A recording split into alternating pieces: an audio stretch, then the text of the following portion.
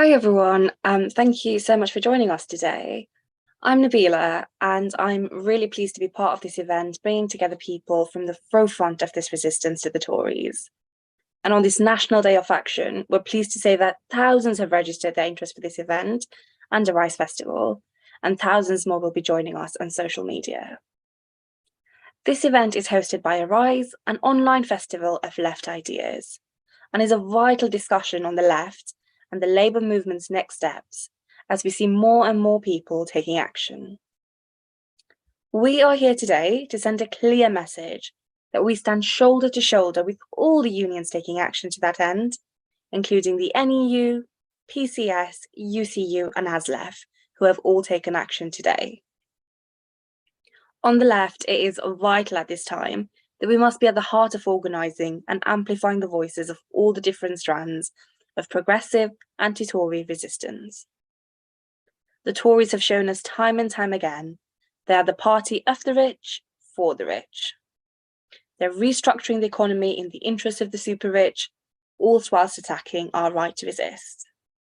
But we mustn't let them get away with it. So as the event goes on, please do donate at the link provided so Organise can continue hosting these important events and support other campaigns and links put in the chat. Please also tell us in the Q&A section if you have been on strike on a picket line today and where you're tuning in from. I am delighted now to move on to hearing from those voices who are at the front line of the resistance to the Tory attacks. So our very first speaker is from the FBU, so please welcome Riccardo Torre.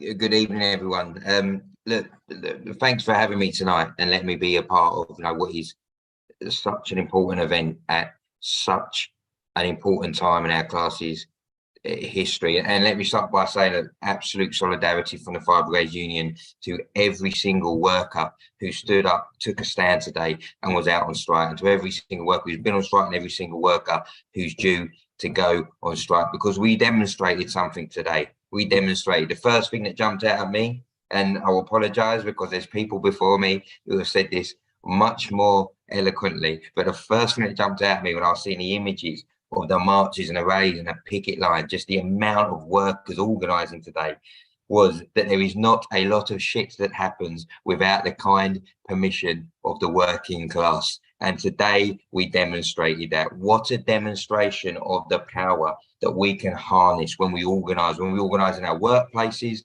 and when we organise together. And you can't legislate against that strength of faith, against that power. And talking about strength of feeling, hopefully you've all seen the recent Fire Brigade Union strike ballot result that came out earlier this week. On an 88% yes vote, we absolutely smashed those Tory thresholds put in place to shackle workers. An arbitrary threshold that isn't applied to any other area of democratic life in this country. Working people have to try and beat them to be able to have a lawful say against their conditions and against their pay. And I'm pleased to say that after over a decade of real terms pay cuts, a decade of seeing 12,000 firefighters cut, safety for the people working in the fire rescue service and the communities we serve. Firefighters have joined the fantastic efforts of other workers across other sectors, stood up, said enough is enough. We will not have this anymore. They have organised and they have took action. We're doing this at the same time. This draconian anti-worker minimum service levels bill is being pushed through Parliament. One that's potentially going to affect fire and rescue service in workers in a unique way. But when you demonstrate the sort of power that we have today, when you look at the images of working people taking a stand shoulder to shoulder together today, you cannot legislate against that sort of solidarity. So whatever the plans that they are making on the other side, I hope they're also planning for when workers ignore this draconian bill en masse, because it is unfair and it is all authoritarian. It's been a theme's jumped out at me like this. Obviously we're in the midst of a cost of living crisis now, and we are fighting back against that. But during that, what's becoming apparent is they've underestimated working people, and they've underestimated us at their peril. They've treated us like idiots. They keep telling us there's no money, we've got no choice. but to push our conditions and our pay down to the lowest possible level that they think might be tolerable to us. But they're doing it on the assumption that workers don't understand the reality around us, that we don't see the record number of billionaires, that we don't see the CEO wages going through the roof, the profits of corporations going through the roof, the attempts to cut the tax of the super rich at every possible corner. They're treating us like idiots. They tell us they can't raise our wages because raising our wages would raise inflation, like, you know, complicated issues like inflation. You know, we possibly couldn't understand that as workers, you know, and all the factors that might affect that. But they have underestimated us at their peril. And that is why they are seeing the size and the strength and the scale of action, like what we've been seeing for the past year and what we've seen in particular today. Now, I'm going to steal a line off of Dave Ward now, and because it's particularly relevant, I think, to what we've seen today. And he's going to call me out on this eventually, because this might be the second time that I've stolen this, but it's very relevant and I stuck to it. Dave Ward once said in a speech I heard a few months back that for far too long, working people have been laying awake at night worrying what this government's going to do next. It's about damn time that this government lay awake at night and started worrying about what working people are going to do next. And that is what they've seen today. That is what they've seen over the past few months. And they are laying awake at night worrying about what we're going to do next. That's why this bill exists, because they've lost the argument. We are seeing trade unionists everywhere, from a branch member to the general secretaries, winning this argument in every single arena. Working people articulately and eloquently winning this argument hands down. And that is why we are seeing public support grow for our struggle. Workers are talking and workers are listening. Workers are acting and workers are watching. And that's important, because that builds a couple of things. That builds confidence and that builds consciousness, and they are vital, because it's important we offer solutions. We can't just talk about the woes and our struggle without collectively arriving at solutions. And two of them, are happening organically within, and that is our class confidence and our class consciousness. I've been in branches, I've been on fire stations all over the United Kingdom whilst we've been building for this ballot result, and not one have I been on where they haven't mentioned the struggle of the postal workers, the struggle of the railway workers, the struggle of the teachers, the refuse collectors, the local government workers. We are hearing it everywhere. Workers are starting to recognise their struggle in the struggle of other workers, and we're starting to realise that the solution to that is also in other workers, that we organise together. So we have to keep pushing that. So look, this is about how we build the fight back. I'm not just talking about what it is we're fighting against. So that's the point I want to leave on tonight. And I will wrap this up because I know I haven't got long, but I think it's vital that in all of these rallies, we don't just share our concerns about what the struggle is and then all go home to the next one. We have to discuss and provide solutions to keep building this confidence and building this consciousness. Yes, we've got some great comrades here tonight from the Parliamentary Labour Party. And if we say, look at this bill in particular, the minimum service bill, amendments are important. Legal challenges are important, but there's only one of so much as working people in our class's history. When we see the sort of power that we've seen today, we start to realise where our power truly rests, and we need to harness that. It is in our workplace. It is organising in our workplaces, and it is organising across our workplaces and across our class. This battle's going to get harder. As I say, they're starting to worry about us now. Seems like today, as uplifting as they are, the other side is seeing them too. We have to stand together. They're going to try and divide us. They're going to try and divide public sector against private sector, older worker against younger worker. We have to resist that. We have to keep agitating, educating and organising in the way that we have to get us to this point, and continue to make sure our members aren't just focused on their own struggle, but they're visiting every single picket line in their workplaces area when any other worker does even one moment of struggle. So if we keep building that confidence, we keep building that class consciousness, that will snowball, and that will put us in a position we absolutely need to be to continue this struggle, even when we're having to face the worst effects of these draconian bills like this minimum service bill that we are facing at the moment. So I'm going to leave it there, comrades. Again, look, I'm going to end on absolutely solidarity and thank you to every worker who took action today, because every second of action a worker takes, they're taking it for every worker, and that's a mentality we have to take forward into this. So thank you, solidarity. Hopefully you all saw the Fire Brigade Union on your picket lines today. We hope we see you on our picket lines in the very, very near future, and that is how we're going to win this, by resisting and organising as a class. And thank you for organising such an important event. Solidarity.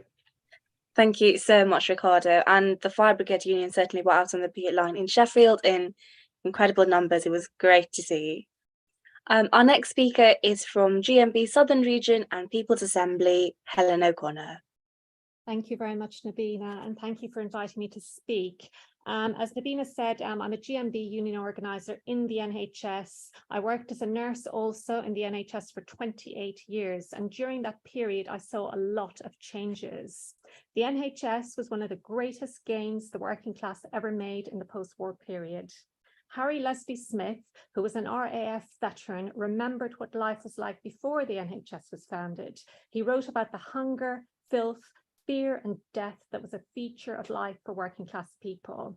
Before the health service was founded, no working class person could afford the week and a half wages to see a doctor. Many died in pain of preventable, curable disease. In 1948, Health Minister Nye Bevan founded the NHS in the face of huge post-World War II debt. The NHS transformed the lives of working class people. Mass vaccination reduced disease. Treatment for an illness or an accident was no longer reliant on luck or the ability to pay. The two great pillars of the welfare state were the NHS and the social security system, and their purpose was to ensure that no one had to live in conditions of want or deprivation ever again. But for the ruling class who opposed these progressive socialist measures were forced to concede them because of the pressure from the Labour and the trade union government and the election of a Labour government after the Second World War. What the NHS has meant for working class people is best summed up by contrast with the United States, one of the richest countries in the world.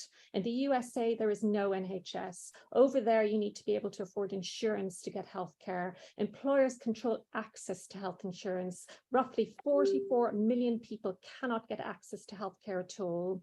65% of all bankruptcies in the USA are linked to medical issues. Since its formation, the ruling class have sought to undermine the NHS in one way or another. And that process has greatly accelerated in recent decades, certainly since the 90s, since I first came over to work in the NHS. Alongside aggressive policies that are damaging the overall health and well-being of the population, plans to break up and sell off the NHS have been afoot for decades.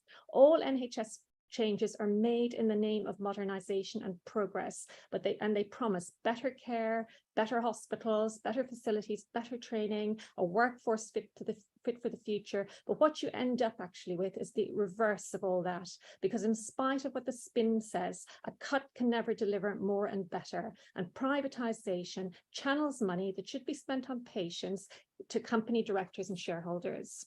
One of the key features of so-called reform of the NHS has been the rise of a cadre of managers from private companies with no responsibility for or knowledge of medical issues. They are there principally to drive the market and control the workforce. Elective surgery is now being outsourced by stealth to the private hospitals to the tune of billions. The 7 million strong waiting list has been used as an excuse to outsource surgery while they strip back what's available in the NHS. Anyone who thinks the direction of travel in the NHS is going to get any better are mistaken. The Health and Social Care Act of 2022 has paved the way for private companies to get control over the purchasing decisions of healthcare. Anyone who says that even more privatisation is the answer to the NHS emergency is no friend of the NHS. What have we been left with after decades of outsourcing? Fewer hospitals, fewer staff, fewer doctors, fewer interventions available in the NHS, and hospital wards have become dirty, understaffed and dangerous. Patients are suffering neglect, significant harm, and younger patients are dying, and we now have up to 500 excess deaths every single week. The plans proposed to make GPs salaried employees will ensure that the private sector completely controls this key access point to the NHS. Telemedicine, Zoom medicine, Mac medicine is the music of the future for the NHS if we don't fight back. NHS staff deliver for patients in spite of government policy and not because of it. There is no longer job security in the NHS. Many staff have been outsourced. They've lost sick pay, overtime pay, and social hours pay. 130,000 clinical staff have been forced out of the NHS because some grades of them are earning less per hour than HGV refuse drivers. Workloads have become crushing, and one serious consequence of the appalling treatment of the workforce that is not commonly understood is it is directly linked to slipping standards across the NHS. This is why thousands of NHS workers have leveraged their trade unions to lead them into strike action. They want this government to take steps to stop their colleagues leaving the service. They want free, safe healthcare to be protected and enhanced for absolutely everyone in this country. And giving them the pay they need and they deserve would be a signal to this country that this government is serious about protecting the NHS. But we don't just focus on protecting the NHS for its own sake. The NHS is not a national religion. It is a vital necessity. We recognise that the NHS exists to serve an important function for working class people. There can be little doubt in our minds that a real and determined effort is being made by the ruling class to roll back every gain made by the working class, including the right to free healthcare. Crippling inflation, cuts in terms and conditions, attacks on the NHS and the welfare state, attacks on our right to defend ourselves will create the conditions for human health to deteriorate even further. There is no truce, no waving of the white flag by the other side. So as socialists and trade unionists, we start by rejecting the great lie that there is no money for pay rises. There was plenty of money for private companies to make profits during the pandemic. Let's support every single strike in this country. Let's demand an end to privatisation and the return of all outsourced work back into public ownership. Effective resistance can only be achieved through unity and mass action of the type we've seen today across the country. Society simply cannot function without the working class. Nurses, ambulance workers, rail workers, teachers. We don't have to sit back and take kicking from the bosses and the Tories. When we unite and fight back, we are unstoppable. We can succeed, and let's make sure our commitment is equal to the task. Solidarity. Thank you so much, Helen, for joining us today and for all the work you've been doing organising in the NHS. Our next speaker is Mark Serwotka, who is the PCS General Secretary.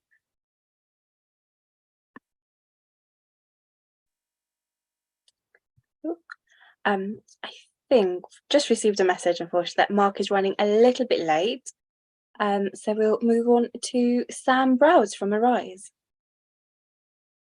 Hi there, everyone. Like Nabeela said, my name's Sam. I'm a volunteer with the Organise team. Just a few shout outs for you today. It's great to see so many people on the call. It's vital, like Nabeela said, that we have these kind of meetings. We're bringing everyone who's at the forefront of resistance to the kind of onslaught we're seeing from the Tories together in order to fight back. So it's fantastic to see so many people on the call. But it's also in that struggle vital we create kind of infrastructure for the left to come together and do these things. And these events, they cost money, they require resourcing. And so I just want to introduce a new initiative that we've just started. And I look down the participant list of these things all the time, of these events all the time, and I see lots of familiar lots of familiar names. And at the events that we do, I see lots of familiar faces. And for people who like to come to our events and want to offer a sort of regular bout of support, we've just started an initiative called Friends of Organise, which would be fantastic if you could sign up to. It's a new initiative, like I say, it's at least £5 a month. And for that £5, you get an exclusive merch pack. Can't go wrong with a bit of merch.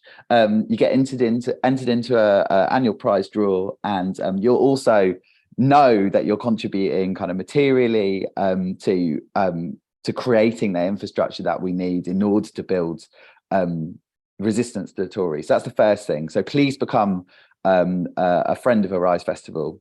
The second thing is, if you can't afford a regular donation of £5 or more per month, please consider a one-off donation today. There will be a link posted in the chat for you to do that, of whatever you can afford. Like I say, these events, even an event like this, costs money to host such a big Zoom meeting, for example. So yeah, that's two things for me. And like I say, please become a friend of Organise, and look forward to seeing you not only at more meetings like this, but on the picket lines, at the demos, because together we can win. See you later, comrades. Thank you so much, Sam. I'll definitely be signing up because I'm a big fan of Organise merch. So our next speaker is the co-founder of Strike Map, who has been doing incredible work during this time of unexpected strikes. So please welcome Robert Poole.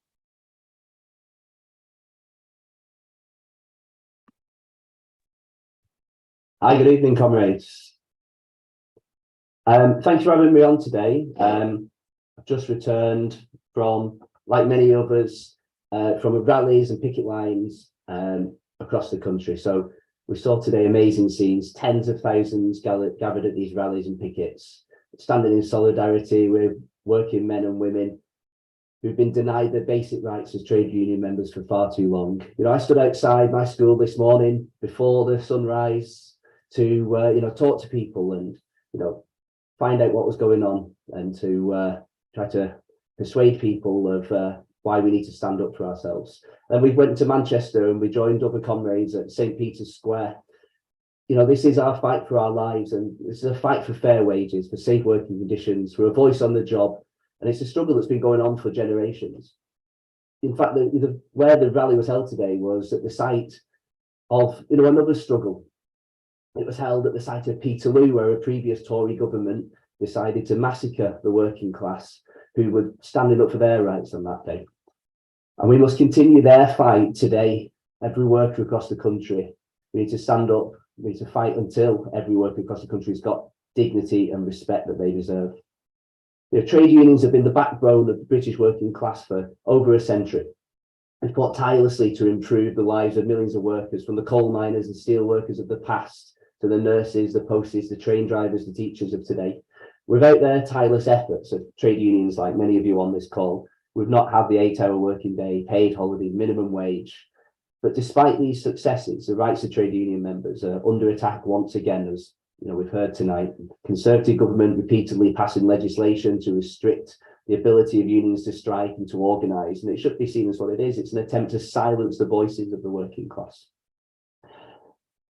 They're seeking to weaken the power of our trade unions in order to give corporations and their rich mates even more control of our economy, over our society. But we'll not be silenced. We'll not be intimidated. We'll stand up for the rights of all workers, regardless of their race, their gender, their religion. We'll stand up and fight for our rights as trade union members and as workers, and we'll fight for fair wages and safe working conditions, for the right to strike and the right to organise, and for a voice on the job. The struggle for trade unions is not just a fight for the working class, though. It's a fight for justice and equality for all. And that's why we must come together, everyone on this call, everyone from all different organisations across the country, trade union members and our allies, to demand this government respects our rights as workers. We join together, form an alliance, and with that we'll become even stronger. We need to demand that the government address the inequality, the discrimination, other issues that are making it impossible for workers to stand up for themselves. Workers are getting in exhausted from work. Workers are getting in, they're fearful for their jobs. So we need to address these underlying issues as well. One of the most effective ways that we can do this is by showing our solidarity to each other and standing together as a united working class. We can use things like Strike Map to visit picket lines. We can connect with each other. We can join strike clubs. We can fundraise. We can meet up together. We can discuss. We can educate, agitate, organise together. We've got all of these amazing technology at our fingertips now, and we need to use them. Comrades, we're at a critical juncture in the history of the trade union movement and our rights in Britain. The attacks on our rights are growing more intense every day, but we'll not be defeated. We'll stand together united and fight for those rights of working people. Together we'll ensure that our voices are heard and that our rights as trade union members and workers are protected. But we're not going to do this in the courts, we're going to do this on the streets, because whatever we win in the courts, we need to hold at the factory gate. So let us rise up, let us join hands, let's fight for justice, let's fight for fairness and equality for all working people. Solidarity, comrades. Thanks so much, Rob, and thanks for all the work you do. Our next speaker is Matt Wilgrass from Labour Outlook. Thank you, Nabeela, and we seem to be sort of slapping each other on the back a bit and thanking each other for the work we do, which is always important and reason you come together. So I'd like to take a second just to thank Nabeela for the great work she's doing as the chair of Young Labour, not always in easy circumstances, and how great it is to see you and your other comrades, such as Mo, Fraser, Daisy, and the rest of the team at all these online and in-person events. And to say thank you to Young Labour for all the support you've given to the strikes today and on other days. I'd also like to quickly emphasise some of what Sam said about the importance of Organise Festival in terms of these events. Politically, you have an event like this with over 1,000 people joining it across the platforms, bringing together lots of different currents of people who have different political backgrounds in the unions and elsewhere, but all together on our values of unity and solidarity. So please do become a friend of Organise and click that button after this call and help the work that Organise is doing, linking up the resistance movements and the anti-Tory politicians and the left in its entirety. It's so important that we all work together. Now on to my speech, so to speak. I'm going to start with a quote, and I'll tell you who it's from afterwards. I hate the indifferent. I believe that living means taking sides. Those who really live cannot help being a citizen and a partisan. Indifference and apathy are parasitism, not life. Indifference is the dead weight of history. These words from Gramsci, in a very different context, I think, sum up the situation we face here today. Now is the time to take sides. You can either take the side of the 1%, their Tory government and the whole rotten capitalist system, or you can take the side of all those people fighting back, including those on strike we're hearing up from today. And indeed, you can take the side of all those others that have said enough is enough to Tory reaction, including Black Lives Matter and refugees welcome activists, those groups defending our right to protest, and those direct action movements calling out the deepening climate catastrophe. And facing the situation we do, as Riccardo said, I think more and more people agree and realise it's time to take a side. This is as right-wing and Thatcherite government as ever. They're locking in austerity for years and leading attack after attack on democratic rights. But as all the diverse voices at this event shows, and today's brilliant protests across the country show, they aren't getting away with it anymore. In this context, we on the left can and must play a vital role. Yes, by fully backing those movements mushrooming up, and also by welcoming moves to coordinate actions between different social movements, trade unions and others. When Extinction Rebellion and Don't Pay both gave support to adding their own supplementary actions to a recent day of action called around the cost of living crisis, it both helped amplify the core messages and bring together different activists that previously would never have been in the same spaces together, that have a common enemy not only in this government, but in the whole rotten, profiteer-driven system. The Right to Strike.org event and website, the Strike Map, who we just heard from, have been involved in the last week, has also shown it's possible for people from across different campaigns and traditions to work productively together where we agree and amplify each other's voices and struggle. And those of us who are in Labour on the left, let's work together consciously, consistently, and let's work together better to do what we can to back those growing struggles. There is no reason, for example, why groups across the left couldn't promote model motions on the same peace struggle each month across the country. It would win support for those people, and it would show that we're not going anywhere, that we're fighting, and it would help galvanise people too. So let's come together. Let's make 2023 the year of mass resistance to the Tories, where we put our values of solidarity, struggle, and socialism into practice. Thank you. Thank you so much, Matt. Our next speaker is from the wonderful Acorn Haringey, Angie Rojas. Will help if I unmute myself. Hello. Thank you, Nabeela, and hello, comrades. Thank you so much for having me. My name is Angie Rojas. I'm the comms officer for my branch in Haringey. A little bit about me. I'm a born and bred Londoner, raised in South London, but I've been north of the river in Haringey for 4 years now. I grew up on an estate in Peckham where no one was talking about politics. We didn't discuss current events. We didn't have debate teams. I never attended picket lines or meetings like this one. And at no time did any political party knock on our door. My family came over from Colombia in the 80s and worked in the service industry as cleaners, cooks, and au pairs. No one was in a union or even knew what a union was until I found Acorn. Acorn is a community union for low-income people that focuses on organising people to take direct action around issues ranging from housing to transport and public services. To touch on the topic on how we build the fight back, the way we build the fight back can't just be by reorganising the left and making another left group. It's by reaching people who haven't been involved in politics and engaging them in politics that they can understand, in addition to organising them to win stuff together. The fact that I'm here and talking at this event shows that we're starting to build the fight back, as I've found a movement that speaks to me and people like me, a movement that people can engage with, and that's the kind of thing that we need to be doing if we're going to be building the fight back. We need to get everyone involved, and all the people that need to be fighting are the people that politics aren't necessarily reaching at the moment. So we need to find ways that we can do that. One of the barriers to getting involved was that I came in and found that the left was completely splintered. I didn't even know where to start because I came in and found 30 different parties with socialists in the name, and I didn't know what any of them stood for.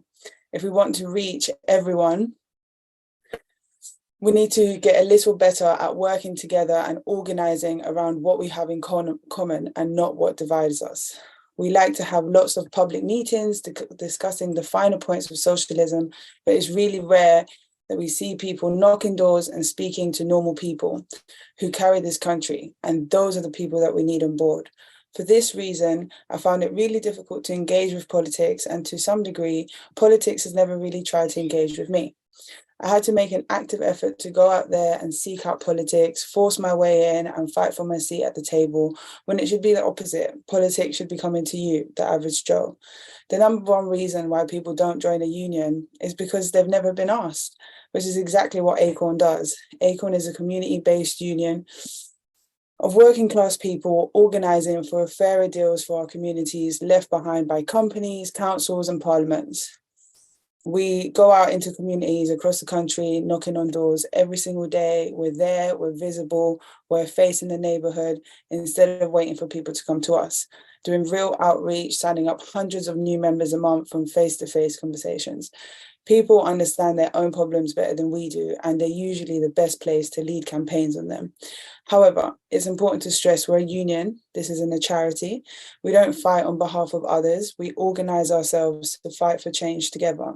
We do that through two methods: collective strength in numbers and training up new leaders, which ensures we can grow sustainably, as well as empowering our members.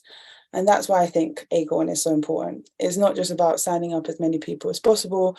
You've got to get them to take responsibility for their situation and take leadership roles so that they continue to organise sustainably. I've found it so empowering to play my part in getting this very vital message to as many diverse sectors of our community as possible through our model of organising. This will help not only add key voices and efforts to our fight back, but also improve the left from the ground up as we diversify our base and draw on more knowledge while increasing our strength in numbers. To give an example of what we do, recently we won a huge case in Bristol worth 100 million in fire safety measures for the residents of the tower blocks there. Following a series of fires, including one where a resident tragically lost their life, residents came together and launched an Acorn campaign to highlight their concerns of inadequate fire safety in tower blocks and demand action from the council. We already had a base in the towers, so when the fire happened, they turned to Acorn straight away. We then knocked thousands of doors over the coming months and recruited over 100 dues-paying union members across 60 tower blocks in Bristol. Getting organised with Acorn, the residents launched the Bristol Towers United campaign and set about flyering and having organising conversations with their neighbours. They collectively agreed on a set of demands to ensure better fire safety, including sprinklers, fire safety wardens until these were fitted, and regular fire safety checks. Then they moved the campaign to direct action, marching to council offices to deliver demands, holding public meetings and empty chairing the mayor in front of the press, keeping the pressure on until they won negotiations against the targets of the campaign. We're pleased to say that the demands have been met. £100 million is now being spent to make these towers safe for the people who live in them. By keeping the pressure on the council by the very people themselves, and by taking direct action, we've managed to get this huge win for the residents of Bristol, and hopefully it will have a ripple effect with other councils around the country and push them to do better for all the people living under these terrifying conditions. If we can organise pensioners, students, single mums to march into council offices and demand better for their community, then we can start to build a fight back, not just for the sake of fighting, but for the sake of winning. It's not I'm not some political mastermind. I don't have any new groundbreaking theories to share with you.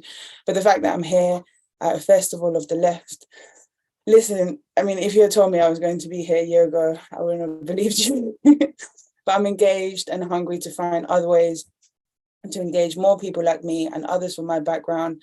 And that in itself shows that we are starting to win the fight back. You know, as they say, if you fight, you might not always win, but if you don't fight, you'll always lose. Thank you so much for having me.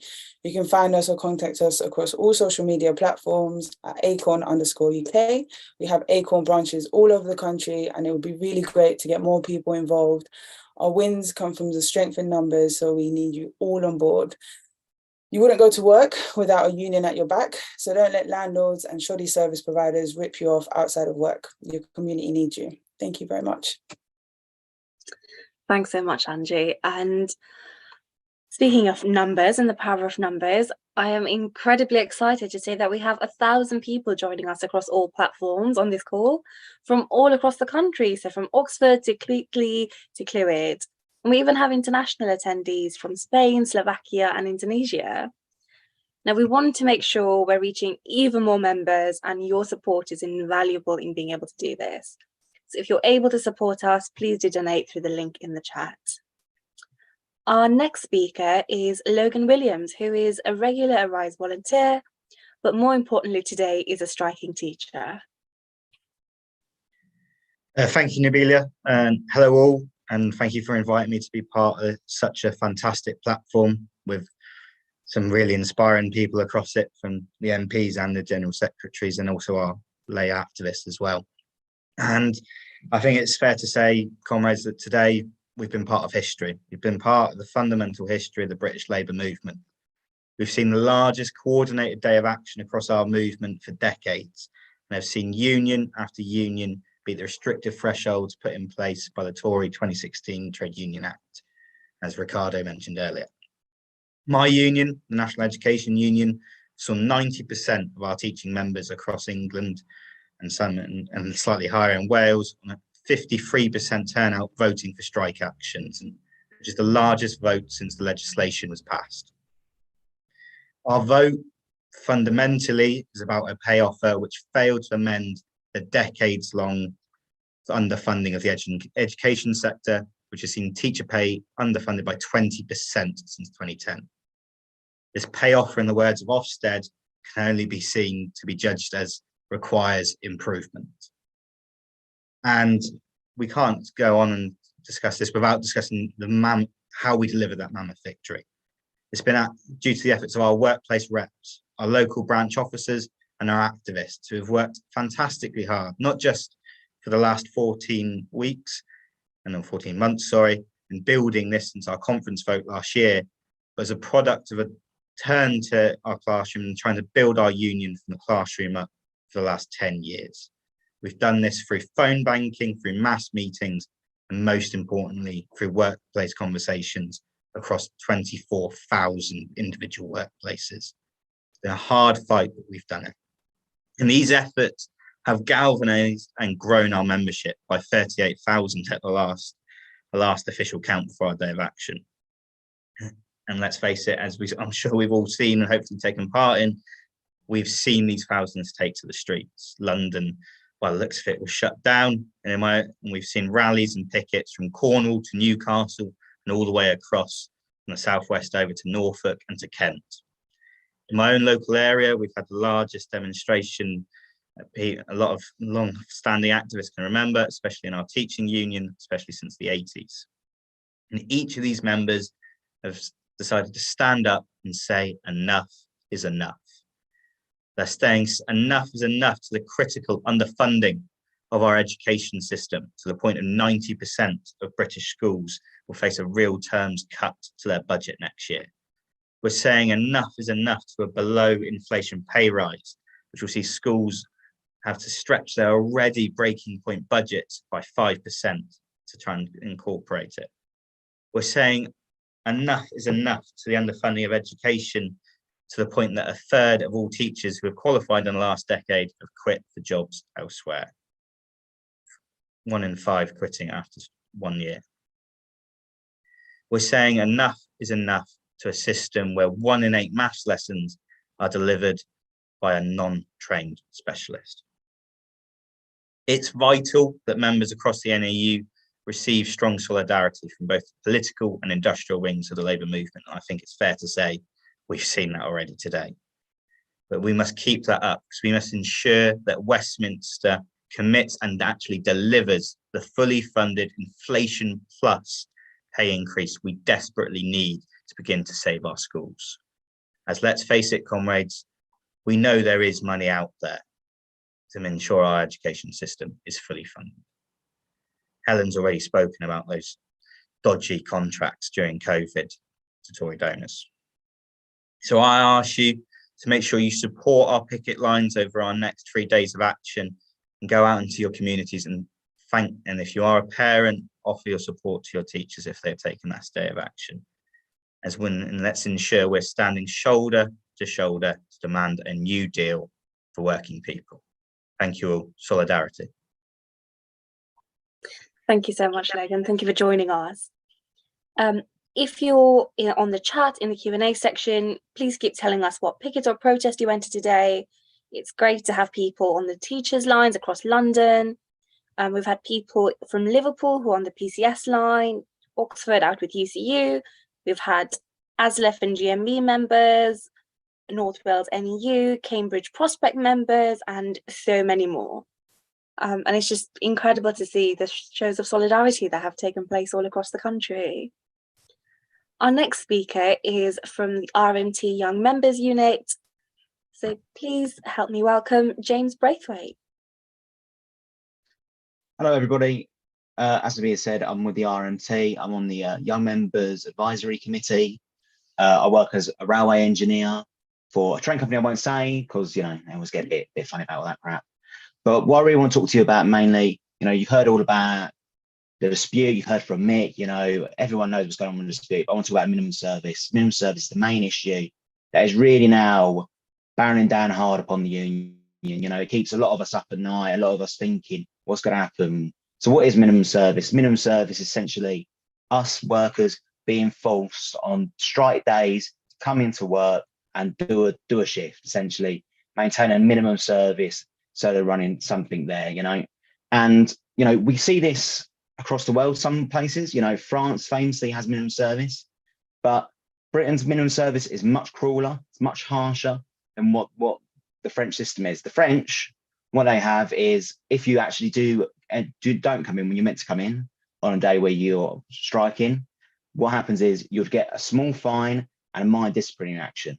That isn't what's going to happen here. What the Tories want to do, they want to firstly sack you from your job. You're just gone, and then they're going to seize your union's assets, take away them, essentially bankrupt your union for every worker who doesn't come in. You know, this is a major issue. This is a major problem. You know, nothing is more important than this. You know, we can't go and be in a situation where our unions are being shut down because workers refuse to cross picket lines. And that's what we're looking at here. And, you know, how do we fight that? We've got TUC at the moment. They're saying they're going to fight in the courts. And that's great. You know, we need that.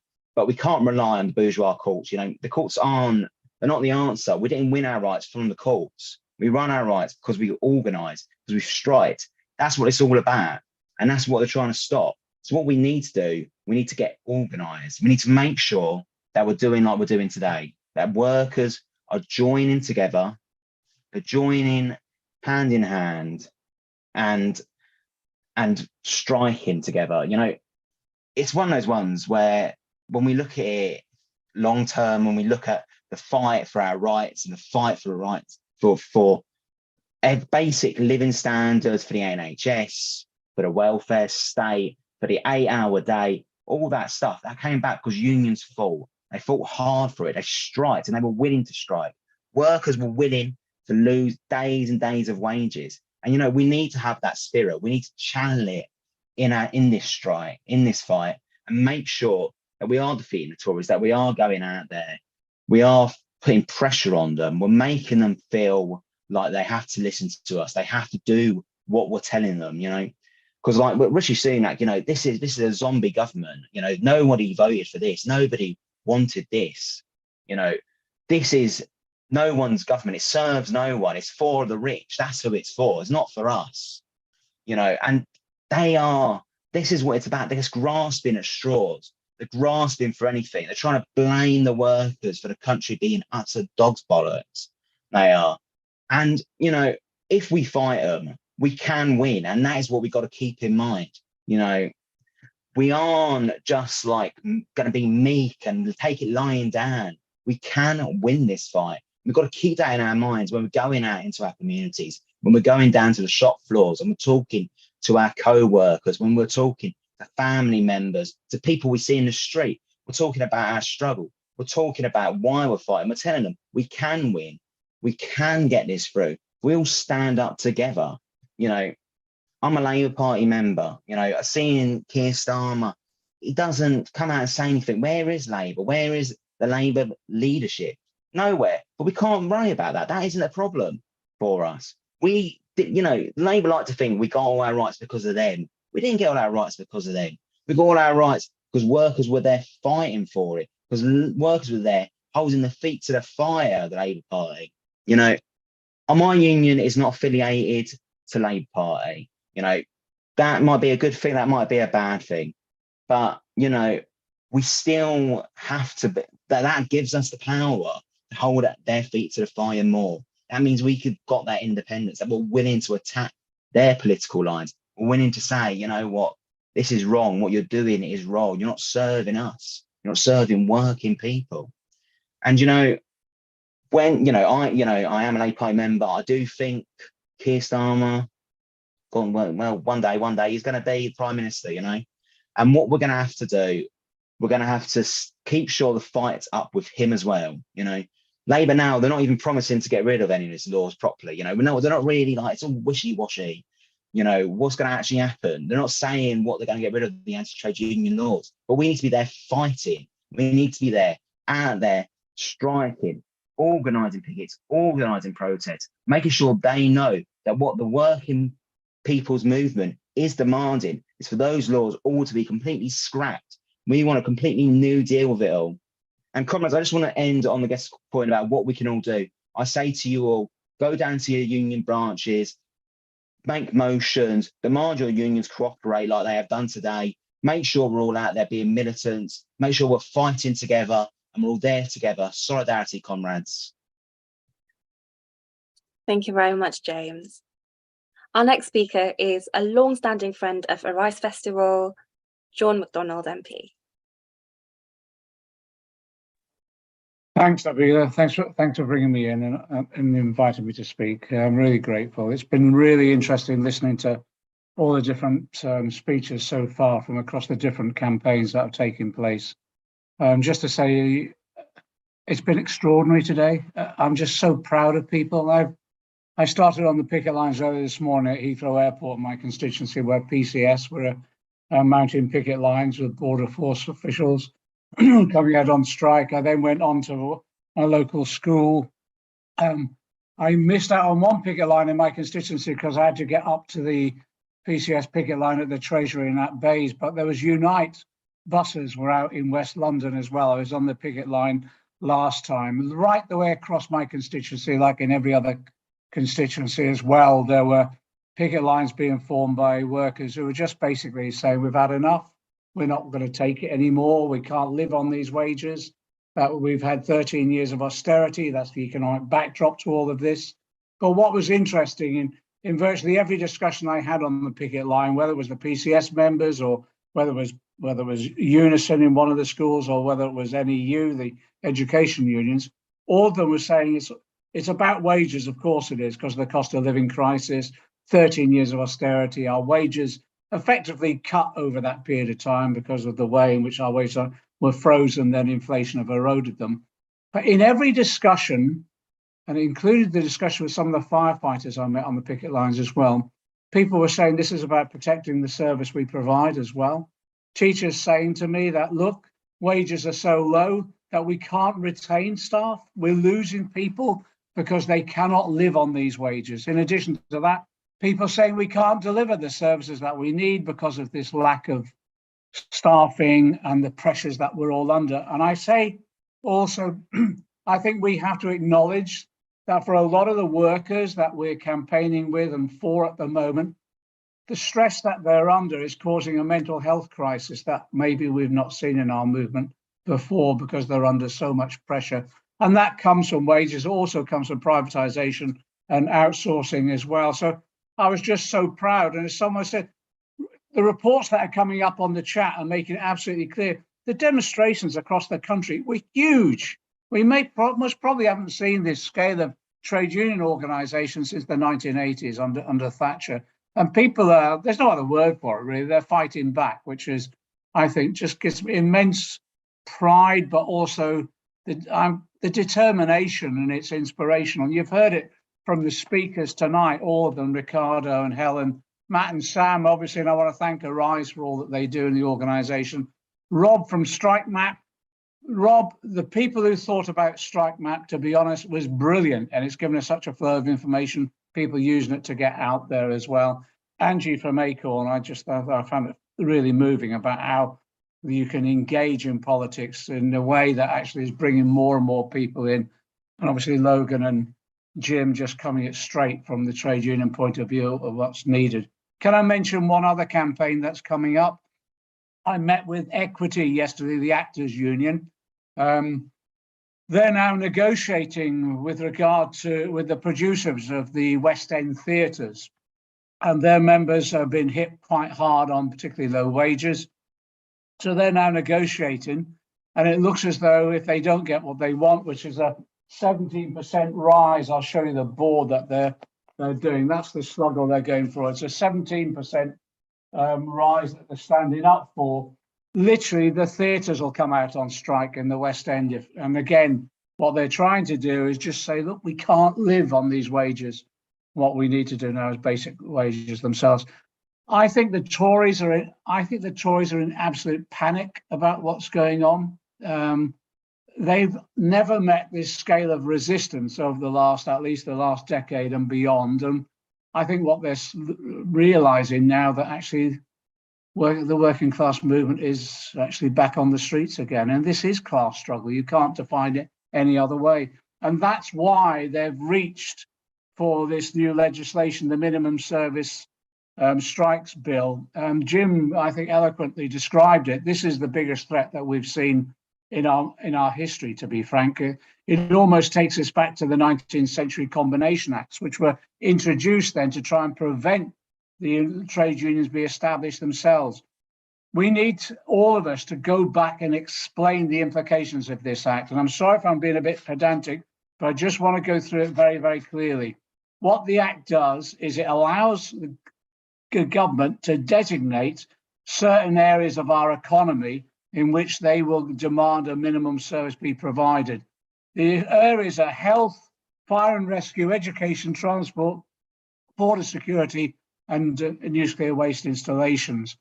What then happens is that the government will determine what level of service has got to be provided. It could be any level of service that they decide. But the worst features of this is it then gives the power to employers to decide which workers they'll demand come into work. You can see what's going to happen. I've been campaigning around the blacklisting issue for about 25 years and longer. You can see what's going to happen. Employers are going to use this legislation to target trade union activists in particular.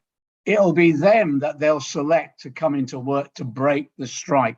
And you know what will happen? People will say, I'm not going to do it. They'll stand up and say, I'm not going to do it in principle. What this legislation then does, as Jim has mentioned, it removes all the protections against unfair dismissal. So employers will be able to select someone who's got to be forced into work. If they don't come into work, the employer can then sack them, and there'll be no legal protection whatsoever. Beyond that, the unions are meant to police this legislation. The legislation basically says the union must take reasonable steps to ensure actually the minimum service is provided. So in other words, the employer tells these workers they've got to go into work. The union's got to cooperate to force them into work. So policing the legislation in that way. And if they don't, they get fined. They'll have their funds, well, effectively, financially, they'll start being broken. This is unbelievably draconian legislation that we've not seen before. The only other time that this has happened was in the Second World War. They introduced anti-strike legislation. And what happened, actually, there were more strikes after the introduction of the legislation than there were before, and it didn't work, and no government ever tried it again. But they are trying it on this time. So we've got to explain to people the seriousness of this. This is an attack on a fundamental human right to withdraw one's labour. And when they say, well, this operates across Europe, no, it doesn't. What happens across Europe is what's happening in this country. When we have a strike, you know as well as I do, and I've been involved in this as a shop steward. When you need emergency cover, we negotiate it. I've never been on a firefighter picket line unless there's every time the firefighters always negotiate that there will be emergency cover. The same with unison ambulance drivers, the same with health workers, the same with others as well. I've never been on a firefighter picket line where firefighters haven't left it when there's been an emergency they need to cope with. And we do it by negotiation. That's what happens across Europe. The legislation that's in place across Europe is always based upon collective bargaining, not imposition by government. So what do? Well, my view is this, and I warned the government in Parliament the other day, they don't realise what they're provoking, because when the first trade unionist is sacked or the first union is fined, I think it will provoke a reaction across our movement where we all come together and oppose this legislation and defy it if necessary. But we need to start building it now in the same way we're building for the next wave of strike action. So I just urge people to do this, really. Anyone listening who's not in a union, join a union. And even if they're not organised in your workforce, you can still join a union, and that'll help you build the organisation. Secondly, just volunteer for any branch activity you can. Bring the branch together. The other thing that we need to do, and it's the lesson that's been learned over the last few months in particular, is we need to go back to our communities, speak to our own union, and then start bringing unions together in local strike committees as well. Where there's a trades council, use the trades council. Where there isn't, establish a strike committee that can then go on to form a trades council. And that enables us then to get out there, like Angie said, knocking on doors, doing street stalls, communicating with people, winning the argument, and then mobilizing for their next action.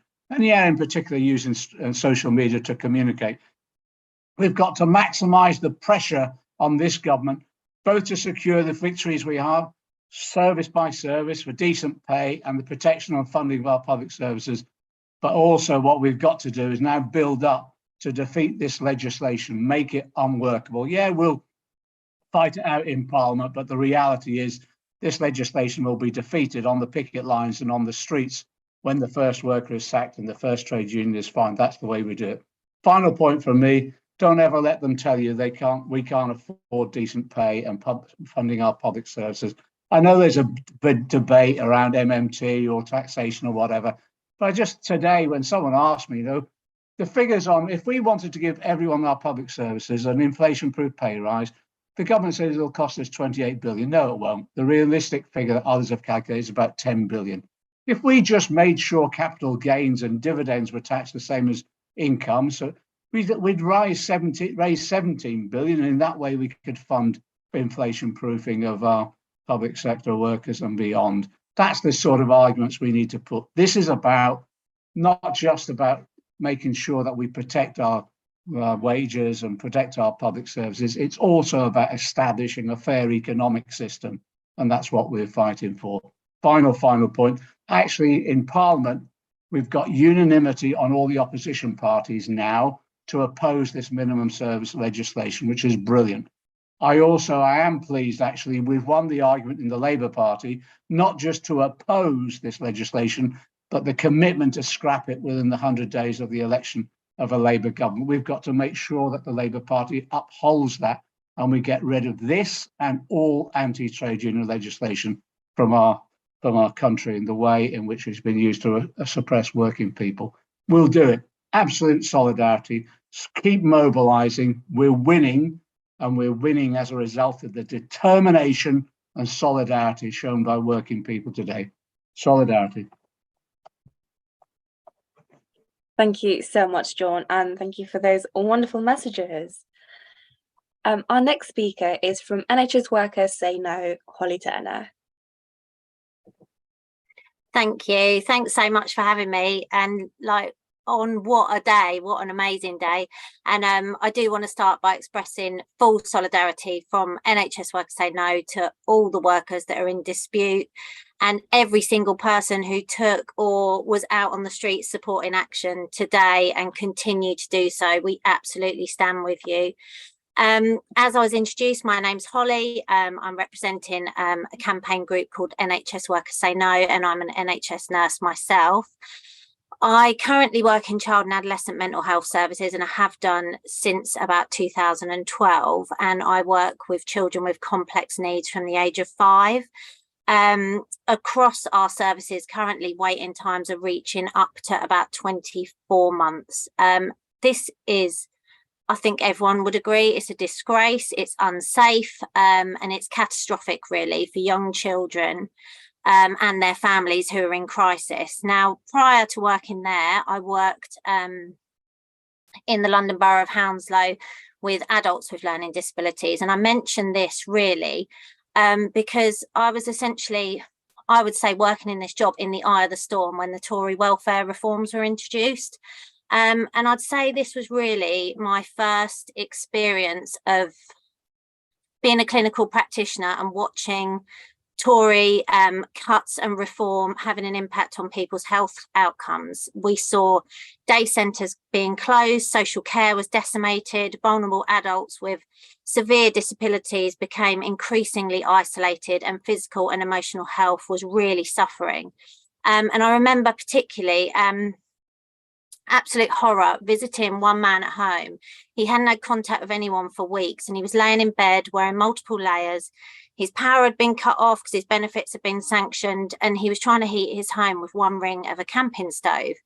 And you know, this was well over a decade ago, and I mentioned this story as at the time I felt so just horrified at this degradation of vulnerable people. But this really is completely common now in community practice for anyone across the health and social care sector working in the community. For us, we carry food vouchers on every visit. This is routine. It's routine to document severe mould in children's homes. You know, no lessons are being learned. In fact, this assault on the most vulnerable is becoming worse. Levels of health inequality linked to deprivation have increased and continue to increase, and services just continue to be slashed or tendered out to private providers. So when you take all this into account, I think it's no wonder that we're seeing increasing numbers of NHS workers mobilising and demanding that the unfolding crisis is addressed. Now, next Monday, the 6th of February, we've got the biggest NHS strike in history. We've got ambulance and nursing staff from GMB, Unite and RCN taking action, and we've got more dates coming up in February and March. So please support us in the pickets if you can. Support's been overwhelming so far. Now, the dispute is rumbling on, and rather than engage with us and negotiate, the government choose to demonise us, tell lies about who's to blame for excess deaths, tell lies about the life and limb cover, which is in place on strike days. But, you know, it's over a decade of this government's disastrous handling of health and social care, which have led us to this point. And now the government just appear to be ignoring the seriousness of the situation. We've seen recent reports evidencing there are now 500 excess deaths a day across the health service, which is horrific. And this could be any one of us and our families. And this is why we're asking everyone to take to the streets on the 11th of March, Saturday, the 11th of March, for a national NHS demonstration in central London, because our fight is your fight. Now, today, like everyone said, what we've seen is an incredible show of strength across the movement. And I think the Tories are backed up against the wall, but we do need to continue to escalate. We must be prepared for a snap election, and that means an opposition that fully backs workers' rights and supports the strikes, which are currently really the only form of leverage we have left against what I would call this absolute excuse of a government. Now, what other people have touched on as well is we're now seeing these attempts to attack our rights to strike, which is yet another attack on the movement, on the working class, and attempting to stop us being organised, which really shows how weak the Tories are, I think. Now, the government's new legislation will add further restrictions on the right to strike across all sectors, and the minimal service levels bill just highlights this government's lack of response and failure to meet the needs of working people. Striking is our right. Strikes across essential services, they already have plans in place. In hospitals, there are plans in place for emergency cover, which is negotiated and agreed with employers. But under new proposals, even if we vote for industrial action, we could be forced to cross picket lines or be sacked. Now, what we're saying is that minimum staffing levels are not even being met across the health service on non-strike days. And what our government should be doing is focusing on fixing that problem which they have caused, rather than attempting to restrict our rights. If this legislation goes through, we need to, as a movement, be ready to respond and fast. And what we would want to see is this response in the form of a general strike, which is going to force this government out altogether. Now, finally, this unapologetic corruption from this government, it clearly sees no bounds.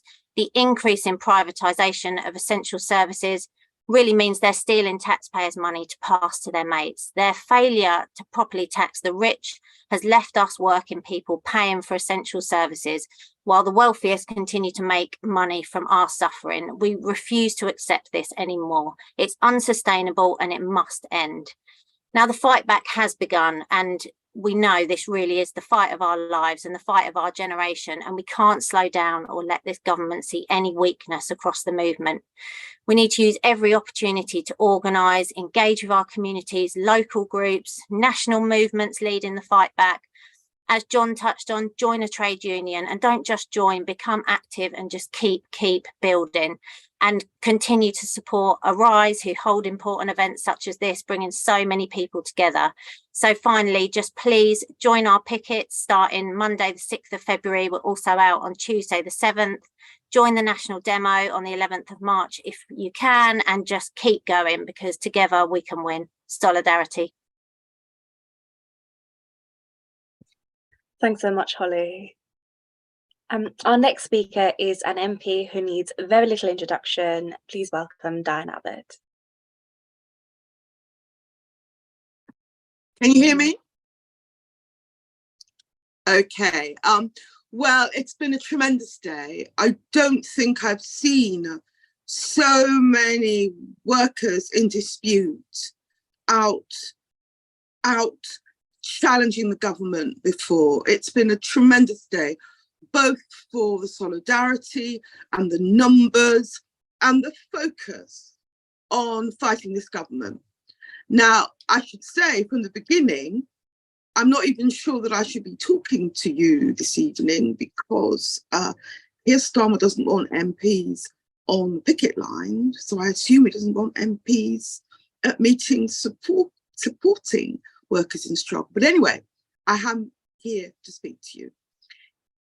It's a titanic struggle, probably the biggest struggle of our lifetimes in terms of the government versus workers. On one side, we've had 3 successive prime ministers who are the most right-wing of the modern era. You have to go back to Thatcher or even war criminals of World War I to find more right-wing politicians. And they are determined to break these strikes, curb unions, and perform a radical and reactionary transformation of society.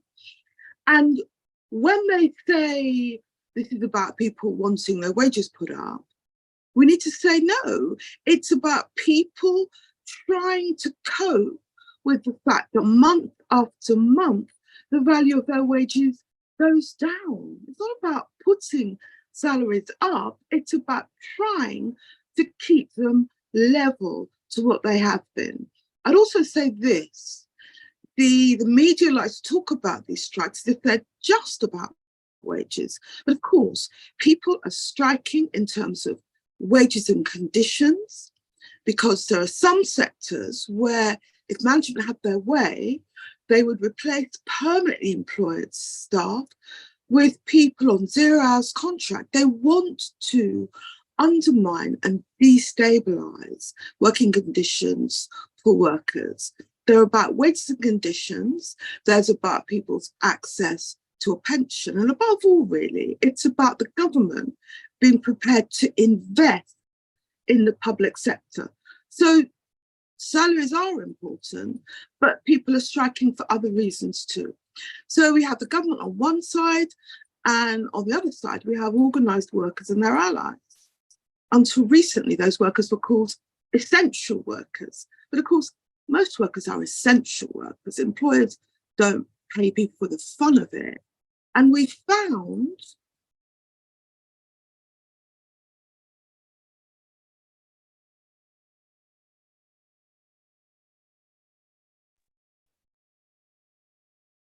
I think we might have lost Diane there, but hopefully she'll be back on again soon.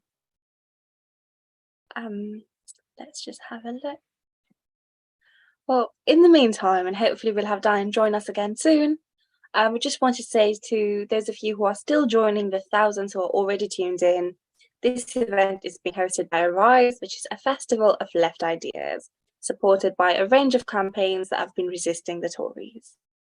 Our key message from today is very clearly that this is the fight of our lifetime, and that people are on march against Tory attacks on health, rights and livelihoods in communities and workplaces all across the country. We stand with you, and Organise is here to offer you platforms to keep taking the fight to the Tories. And we'll be there on the picket lines with you as we were today. So please give us your support and please keep fighting. I think we have Diane back on.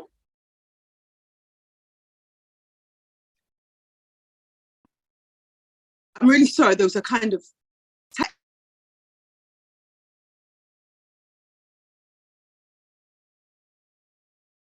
Ooh, sorry, Diane, I think you've been muted, but you should be able to unmute now. Can you hear me now? Perfect. Great. All I was going to say is they used to talk about essential workers, but we're now finding that all these workers are essential. And when the government talks about, you know, teachers and what's happening to children and the NHS workers and what that's doing to the service, it is the people on strike who are fighting to maintain the quality of our public services. So we really are in a fight for better pay, decent conditions. And by taking industrial action, workers really are fighting for a better future for education, for the NHS, for our railways. They're fighting for the future prosperity of all our children and young people. So I'm glad to support the people striking. I think it's really positive that the public, despite all the propaganda in the media, is in support of all the people striking. We will continue to campaign inside the Labour Party, both to campaign against the anti-union legislation, but also a real commitment to abolishing that legislation when we get into power. You know, a Labour Party which will not stand by ordinary workers, it's difficult to say how wrong that is. The Labour Party was set up to support workers in struggle. And certainly that's what I hope is going to happen in the coming days and weeks. So congratulations to all the people that were out today, and solidarity. Thank you so much, Diane. Inspiring and incredible as always. Our final speaker is also a Labour MP who has been a stalwart in supporting striking workers and has been a great friend to Organise and Young Labour. Please welcome Richard Burgon. Thank you so much, Nabeela, and it's great to be with everyone tonight. And what a vibrant meeting And what a vibrant demonstration today. I went straight from Prime Minister's question time, where Rishi Sunak was talking rubbish as usual, and went out to the NEU demonstration.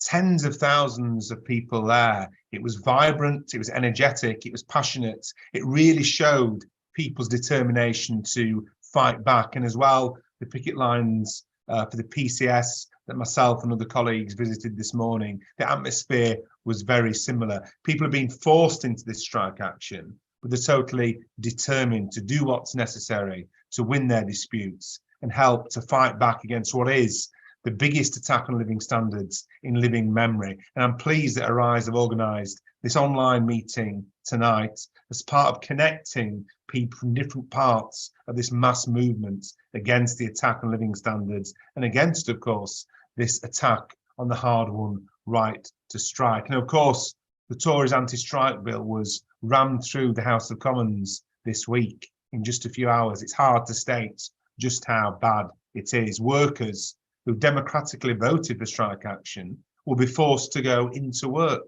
and trade unions will be forced to play a role in forcing them into work. And if the trade unions don't do that, we can face legal action and heavy fines.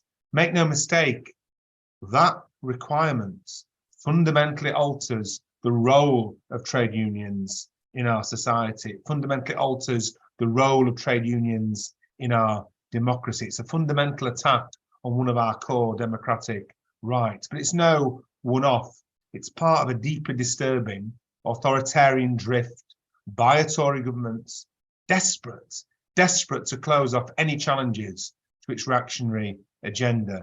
The attack on the right to strike follows the restrictions on the right to protest, and it follows attempts to prevent people from voting. I'm talking, of course, about that cynical, appalling voter suppression strategy that is the imposition of voter ID. It's a voter suppression strategy straight out the right-wing Republican playbook in the USA. It targets working class communities, and it targets in particular ethnic minority working class communities. But the anti-strike bill is, of course, the Tories' response to the wave of strikes. But it's a sign of weakness. The Tories are losing the argument with workers, and are losing the argument about workers, as today's strikes show and the public support show. They're losing the argument with the wider public. So instead of addressing the underlying issues of low pay, of a race to the bottom on terms and conditions, the Tories are doubling down on this broken economy, curtailing the ability of people to fight back. And one sign that the government is losing the argument is it had to lie to the public, in order to make its case for its anti-strikes bill. The Prime Minister and the Business Secretary have repeatedly claimed that this legislation is somehow about bringing the UK into line with Europe over so-called minimum service levels. And they've even claimed that the ILO, the International Labour Organization, supports such measures. That's absolute garbage. The ILO Director General has said he's, and I quote, very worried about new laws that could see workers in Britain being sacked if they take industrial action. And the General Secretary of the European Trade Union Confederation has warned that the UK government's plans would, and again I quote, push it even further away from normal democratic practice across Europe. The reality is that the UK already has among the most draconian restrictions on the right to strike in Europe. And the truth is that every time we get a Conservative government, from 1979 to 1997, and from 2010 onwards, they've introduced a series of restrictions on workers' rights. These attacks on trade unions and workers' rights are about preventing workers from getting their fair share of the wealth that they create. With the weakening of the unions that's happened for 40 years in the era of neoliberalism, the share of the economy going to workers in wages has plummeted from 60% to less than half today. What does that mean in practice? It means hundreds of billions of pounds each year that would once have been going to workers now doesn't. It's a form of daylight robbery. And this situation is going from bad to worse. We're now in the longest squeeze on wages in 200 years. Workers' real wages not expected to return to their 2008 level until 2027. So that's 2 lost decades for workers, whilst at the same time profits soar. These strikes are a response to that. These strikes are about reversing that. And that's why this wave of strikes is decisive, not just for the workers involved, but for our whole class, for our class as a whole, for wider society. And whatever Tory ministers say, pay rises are affordable. Research from Unite the Union found that profits for the UK's biggest 350 companies were 73% higher in 2021 than before the pandemic.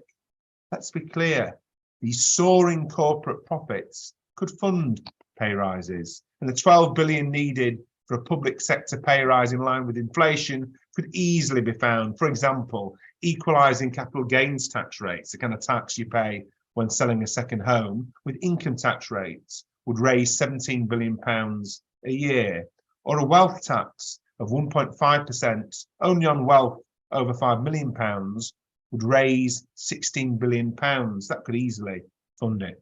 But this government, of course, won't listen to arguments alone. This government, of course, will only budge if we are active, if we are organised. The kind of action we've seen today by 500,000 workers is what will make this government shift its position. So let's do everything that we can to ensure a victory for the strikes. That's key to building a fairer economy and a more equal society. And let's do everything that we can to ensure a victory against this reactionary anti-strikes bill and strike a blow against the Tory attempts to restrict our basic democratic freedoms. Today has been a fantastic day of solidarity, determination, spirit, togetherness, and the unity of the working class in all its diversity. Let's support that, let's build upon it, and let's see these disputes victorious, and let's see the Tories